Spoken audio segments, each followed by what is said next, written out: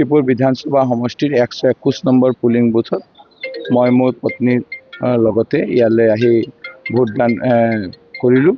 আৰু লক্ষ্য এটা যে অসমত এটা শক্তিশালী চৰকাৰ হ'ব লাগে অসমৰ আগন্তুক দিনত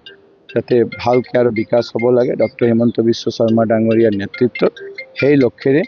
মই মোৰ ভোটাধিকাৰ প্ৰয়োগ কৰিছোঁ আৰু লক্ষীপুৰতো ইয়াতে ভাৰতীয় জনতা পাৰ্টি বিপুল ভোটে নিৰ্বাচিত হ'ব এই আশা প্ৰকাশ কৰিছোঁ 10খন আসনত বিজেপি 1খন আসনত AGP জিকিব আজিৰ দিনত ৰাইজৰ যি পৰিস্থিতি আছে এইটো আমি নিশ্চিতভাৱে ক'ব পাৰোঁ যে 10খন বিজেপি 1খনত সোণাই সমষ্টিত AGP প্ৰাৰ্থী বিপুল ভোটত নিৰ্বাচিত হ'ব। আজি লক্ষীপুৰৰ ৰাইজে এইটো সিদ্ধান্ত ল'ব কিন্তু লক্ষীপুৰৰ বিজয় এই বছৰৰ যি নিৰ্বাচন এইটো এটা ঐতিহাসিক বিজয় হ'ব বুলি মই আশা কৰোঁ আৰু লক্ষীপুৰৰ সকলো ৰাইজক মই ভোট দিবলৈ অসমৰ সকলো ৰাইজক